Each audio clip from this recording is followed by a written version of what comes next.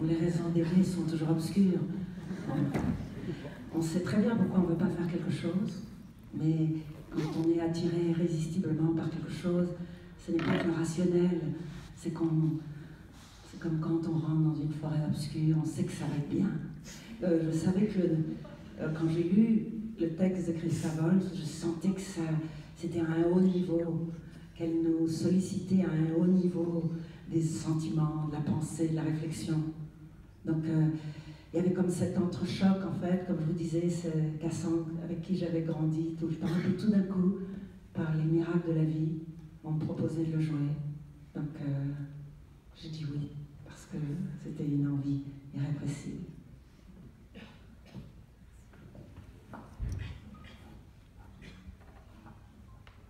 Monsieur, vous là-bas, je ne sais pas s'il a fait avoir le temps. Oui, pour Fanny avant. Je trouve que vous avez donné un côté très tendre à Cassandre. Est-ce que c'est volontaire? Il y avait beaucoup de tendresse dans ce qui n'est pas forcément évident dans le cas d'une prêtresse. Curieusement, moi j'ai beaucoup plus pensé à celle qui avait tout perdu que à l'image hiératique de la prophétesse qui parle d'une façon théâtrale comme des dictates. J'ai pensé à celle qui avait perdu sa famille, son amour, sa ville, et que d'autant plus désespérée qu'elle avait tout prévu, tout ça. Donc le côté majestueux ou hiératique, j'avais pas envie. Et c'est aussi beaucoup sur les conseils d'Hervé, d'avoir toujours cet aller-retour entre les violences quand elle se souvient de certaines choses et tout d'un coup des grands moments de... Vous savez, quand on pense à des choses de sa vie perdues à jamais. Et surtout, c'est 1 heure avant qu'elle meure. Donc, comme disait Jean, la partition, il a dit que ça faisait 58 minutes. Hein. Donc, c'est même pas 1 heure. Donc, ça veut dire qu'en fait, elle est venue parler. Pendant 1 heure, elle va essayer de tout se souvenir. Donc, il y a forcément quelque chose de vulnérable et de mélancolique. Merci. Et monsieur là-bas? Je voulais savoir pourquoi il y avait si peu de représentation. C'est gentil, ça. Non, mais c'est très bien, vous en parlez d'économie. Non, mais c'est simplement que ça coûte cher. Il y a quand même, avec la technique, tout ça, on va dire qu'il y a 30 personnes. De balader 30 personnes, j'exagère un tout petit peu, 30 c'est peut-être trop, c'est peut-être 26, 27, 28, enfin, et donc tout cela coûte cher à transporter. Et rassurez-vous, et là je le dis sans trahir un secret, et Jean et Fanny ont cassé les prix pour que les choses soient possibles. Alors vraiment, ils ont fait... Non mais vraiment, ils ne pouvaient pas faire mieux. Hein. Donc c'est pas eux qui coûtent cher. Mais on est 25 ou 30%.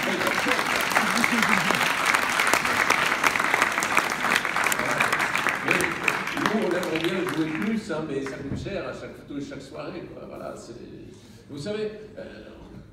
on a déjà eu ce problème, et Patrice Martinet, il est peut-être là ce soir, je ne sais pas. Je vais monter, je fais très bref, hein, mais j'avais monté avant Cassandre, c'est pour ça qu'on m'a proposé Cassandre, j'avais monté une autre œuvre de Michael Jaël, c'était une création, ça s'appelle Siegfried Nocturne, on avait commandé le livret à Olivier Py, et c'était une œuvre dont Patrice Martinet, il l'avait vue à Genève, et il a dit non mais c'est fantastique, c'est un chef-d'œuvre, il faut absolument que ça vienne. On a essayé pendant 2-3 ans, on en reparle en ce moment. Bon. C'était un opéra, un petit opéra d'1 heure, avec un très grand baryton, Moscovitch, etc. On n'a pas trouvé le financement pour reprendre ce spectacle, c'est trop cher, trop cher. Et pourtant l'orchestre était plus réduit. Mais voilà, ça coûte cher. On est dans une économie d'opéra, et le théâtre n'a pas les moyens d'opéra. Pour compléter, l'Athénée pratique des tarifs relativement bas, ce qui explique que même si la salle est remplie, ça ne couvre pas forcément les coûts du spectacle. Donc en fait, plus on joue, plus on perd. C'est à ça que servent les subventions. Hein. Voilà, c'est pour ça qu'il y a des subventions. Voilà. Mademoiselle est dans la loge à droite. Ardan, quel conseil pourriez-vous donner à de jeunes acteurs? Je pense que c'est une question intéressée.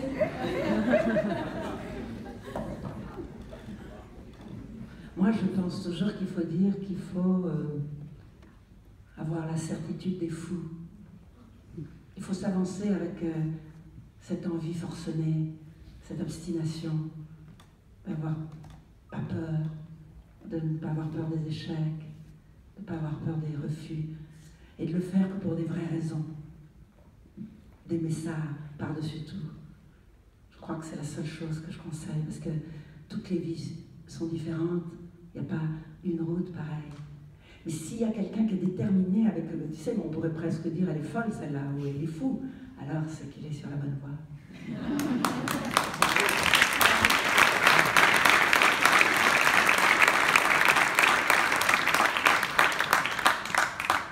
Encore monsieur, allez-y. Juste une dernière question. Ça n'a rien à voir, mais est-ce que c'est plus compliqué ou moins compliqué ou jouer différemment que de faire Cassandre, que de faire Croque-Monsieur? Qu'est-ce qui est le plus compliqué?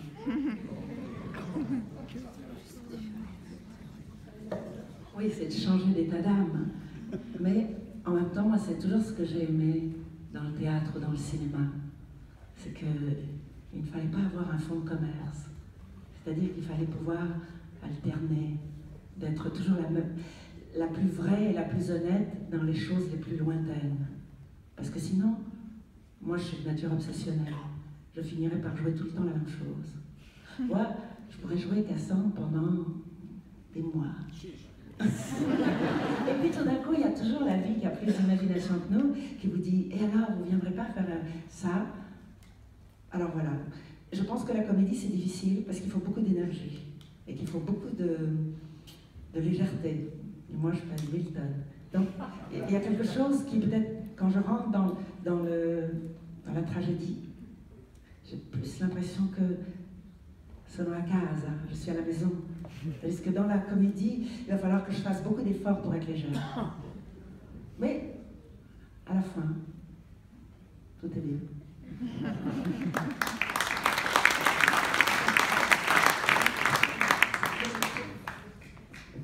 Madame Ardan, je voulais savoir s'il y avait une scène dans Cassandre qui vous avait particulièrement marqué. Je crois que c'est celle de la fin. Je crois que... Parce que ça va très vite tout d'un coup. Alors le cheval rentre, et puis tout d'un coup, elle est tout de suite rattrapée par tout ce à quoi, dans une sorte de chaos absolu, sa sœur égorgée, sa mère, elle violée, et puis, il n'y a plus rien à dire. Moi, je me rappelle que quand j'apprenais ce texte, ça me frappait. Parce qu'il y a une économie des mots, et que c'est comme de l'indicible.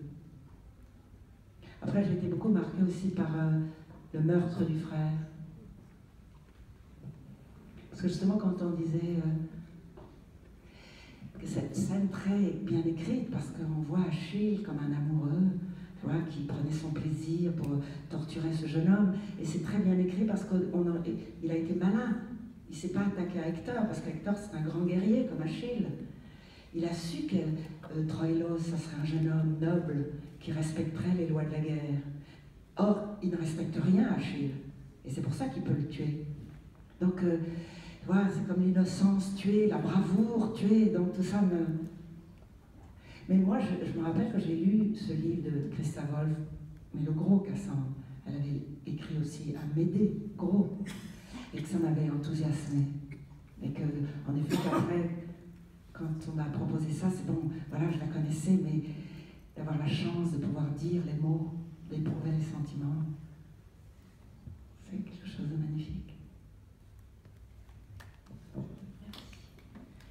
Alors j'ai encore deux questions, Madame Danfon et Madame quatrième rang près. On va prendre d'abord Madame Danfon, ce micro est plus près. Quelle leçon pouvons-nous tirer de cette tragédie?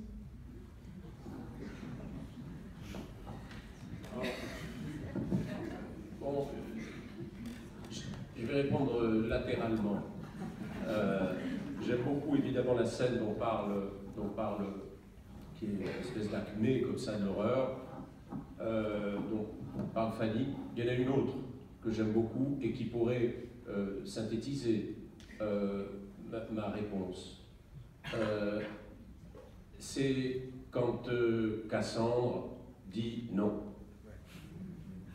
C'est un moment que j'ai pas mal embêté Fanny pour enlever tout enfin non, on était d'accord sur le truc, après il faut trouver les modalités musicales, tout ça. Mais quand elle dit non, c'est central pour moi. Et si leçon il doit y avoir, c'est à un certain moment la nécessité, l'impératif, une espèce d'impératif éthique, au fond très lointain, de dire non dans la vie, pour des raisons morales, éthiques, politiques, de conscience, enfin tout ce qu'on voudra, et on dit non. Et c'est très très lointain. On a essayé de trouver avec Fanny quelque chose qui vienne de très loin, qui s'impose à elle. Elle ne peut pas, elle aimerait dire oui, elle le dit d'ailleurs. Elle aimerait dire oui. On aimerait tous dire oui tout le temps. Puis à un moment, on dit non. Je suis désolé, j'aimerais te faire plaisir en disant oui, mais je suis obligé de dire non. Et ça nous arrive à tous dans la vie. C'est une leçon extraordinaire, ça. Le non et le oui sont mêlés. Je m'inspire là de Char, chez René Char. Les choses sont très mêlées, il le tire de chez Nietzsche. Le non à un certain nombre d'événements, de choses qu'on estime insupportables, c'est un oui à la vie. C'est pour ça que les deux choses sont mêlées. C'est le troisième terme. Pour sortir d'Aristote, c'est le troisième terme qui est indiqué à un certain moment dans le texte par Fanny. Hein? C'est très important. Et ça, si leçon il doit y avoir, vous êtes jeune, très bien, oui, eh ben, il faut dire non à un certain moment. Parce que ce que nous vivons, quand même, au quotidien, quand même globalement, pas acceptable.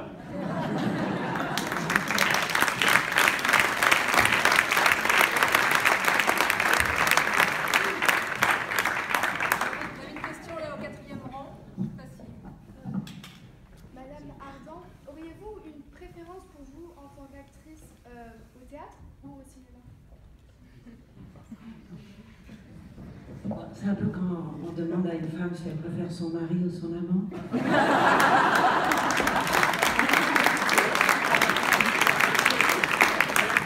parce que moi j'aime les deux parce que l'un nourrit l'autre. Quand on a fait beaucoup de cinéma, tout d'un coup, c'est très important de revenir au théâtre parce que le théâtre, ça purifie le sang. Alors que dans le théâtre, vous êtes, voilà, vous ne pouvez compter que sur vous finalement.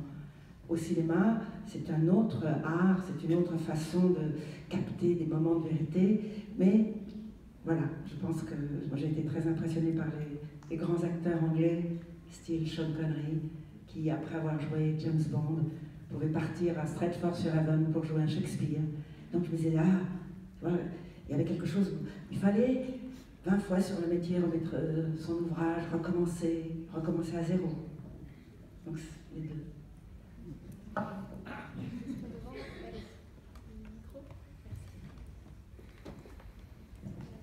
Bonsoir, Madame Ardant. Est-ce que Cassandre est le personnage mythologique qui vous avait le plus marqué avant même d'interpréter le texte? J'avais été très marquée par Médée aussi. C'est des personnages extrêmes.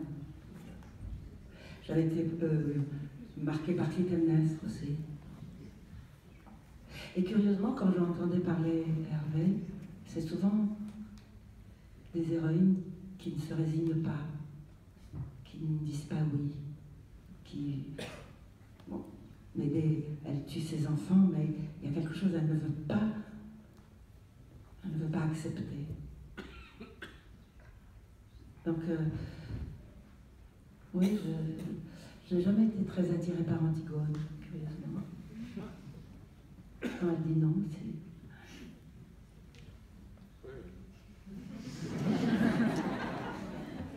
C'est compliqué le cas d'Antigone. Oui.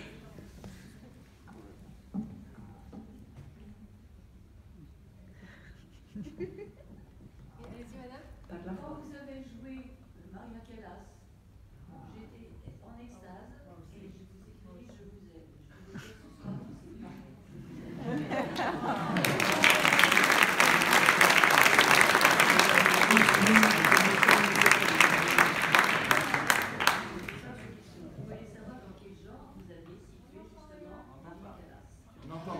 Ah, dans quel genre vous aviez situé Maria Callas? Vous avez aussi des musiciens. Oui. Mais ça n'était pas la Gabrielle, ça n'était pas tragique non plus. C'était quoi? Alors, Madame demandait juste dans quel genre Fanny Ardant situerait la pièce. La pièce, c'était quelque chose écrit par cet Américain où, sous un prétexte un peu comme ça, léger, une grande chanteuse d'opéra, Maria Callas, qui vient donner des masterclass. Et c'est comme si elle n'est pas faite pour être professeure, elle est faite pour incarner les choses. Elle n'est pas cartésienne, elle n'est pas intellectuelle, il faut qu'elle vive les choses. Donc tous ces cours se transforment en souvenirs de ce qu'elle aurait voulu encore plus améliorer dans son art. Et moi je pense toujours que c'est comme une leçon de vie plutôt. Donc le genre c'était entre un genre qui se présentait sous une forme légère comme ça, mais qu'au fond c'était tragique, parce qu'elle revenait sur tout ce qu'elle avait fait, tout ce qu'elle avait perdu, tout ce qu'elle avait dû abandonner. Donc c'est, pour moi, Maria Callas, c'est toujours en elle-même, elle a comme une... C'est comme, vous savez, c'est pour ça qu'on dit la divine, hein, parce qu'elle a touché à l'extrême absolu du chant, tout en, tu vois, en étant dans la quête de l'absolu. Et moi, ça, c'est toujours tragique. Merci. Madame, là-bas. Et Madame ici. On va commencer par Madame ici, ensuite on prendra votre question. Est-ce que vous vous êtes tout de suite identifié à Cassandre et un premier festival du texte, au contraire vous avez eu du mal? Non, j'ai eu du mal, comme je vous l'ai dit, pour bien avoir ce texte avec cette précision, le rapport avec la musique, le rapport avec Jean, et puis trouver des... Ça, mais curieusement, on ne se souvient jamais après des efforts quand on a aimé faire quelque chose. Parce qu'aller aux répétitions, travailler avec Hervé, c'était une joie. Parce que j'allais, tu sais, comme le boulanger qui fait son pain, j'allais faire quelque chose que j'avais envie. Merci. Madame là-bas, le micro arrive. Vous avez évoqué Marguerite Duras. J'aimerais bien savoir ce que représente cette femme qui est sublime pour vous. La Duras. Oui. Ah, forcément sublime. Oui. Ouais, je l'aime bien parce que c'est une femme libre, qu'elle mettait l'amour au-dessus de tout, qu'elle avait un verbe magique, musical justement, qu'elle croyait à l'amour fou. Ouais, quel grand écrivain. Et aussi, j'aime beaucoup les gens provocateurs. Donc elle avait une façon de répondre aux journalistes, de prendre le pouvoir dans des choses auxquelles elle ne comprenait rien, mais où elle disait les choses. C'est comme... Elle manque, une femme comme ça, manque dans la presse, dans la voie publique, parce que, comme disait Hervé, il y a comme un petit héron tonton qui se passe. Et justement, Marguerite Duras, l'intelligence, le foudroiement, le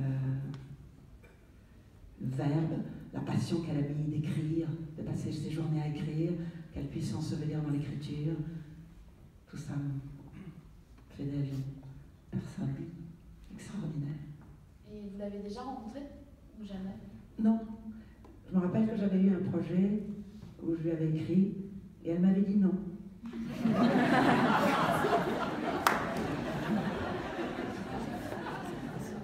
C'était 10h30 du soir en été et elle m'avait répondu non, ça a déjà été fait et ça a été mal fait.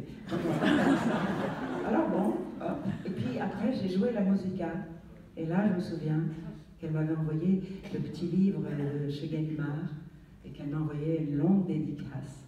Mais elle est morte très, très peu de temps après. Après, souvent on peut regretter, mais moi je pense toujours que les gens qu'on admire, il ne faut pas les rencontrer. Non, parce que vous voyez, quelquefois, vous rentrez dans les romans, ou vous rentrez dans la peinture, ou vous rentrez, et puis finalement, ça va être la conversation vous êtes tellement chargé de tout ce que vous avez lu, de tout, vous êtes à... Et puis peut-être que tout ça va vous décevoir. Alors que pour moi, le livre ou la peinture ou la musique de quelqu'un, finalement, c'est le meilleur de lui-même. Voilà.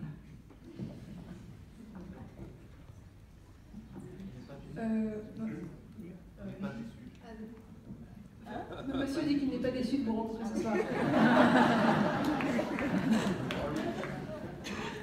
Allez-y, jusqu'à derrière vous, ensuite ce sera vous, monsieur. Oui, une chose, rien à voir, mais bon. Vous, quand vous êtes en scène, vous préférez être libre ou vous préférez vous laisser emporter par le guillaume? Cette grande ambiguïté d'être actrice sur scène, on ne peut pas jamais se laisser complètement emporter. On ne peut ni se laisser submerger par l'émotion, ni tout d'un coup se perdre dans une mélancolie extrême parce que on est lié à une histoire. Donc même si ce n'était pas par la musique, il y a une partition à jouer, que ce soit avec d'autres acteurs, que ce soit une tragédie de Racine ou une comédie, vous parlez de Croque-Monsieur, il y a un rythme, il y a une histoire. On n'est pas sur scène pour jouer soi-même, on est sur scène pour jouer un personnage, on est comme un vase qui passe. Et je pense que ce que je vous ai dit sur la musique, on devrait toujours se souvenir, même s'il n'y a pas la musique derrière nous, qu'on est dans un rythme, on est dans un cadre qu'il faut respecter. Et pas dire, ah ben, il faut s'oublier plutôt que... Il faut s'oublier soi, Fanny. Il faut rentrer dans un personnage. Et que si Fanny revient, c'est très dangereux. Oui, moi c'était juste spontané par rapport au monsieur derrière qui disait qu'il n'était pas déçu. Moi j'ai passé une soirée extraordinaire avec vous, grâce à vous. Et puis votre énergie dans votre côté tragédienne, là, complètement puissant, qu'on ressent, et la liberté que vous parvenez à prendre malgré tous ces empêchements là, par la musique, c'est vraiment... c'est pas complètement libre, mais la liberté, vous la trouvez. Et puis, bon, c'est cette intensité. Et puis, je suis doublement heureux de vous voir maintenant, parce que là, vous avez votre sourire aussi qui nous éclaire, qui nous parvient. Et on est vraiment très heureux. Et puis, merci aussi pour Lola Pater. C'était vraiment...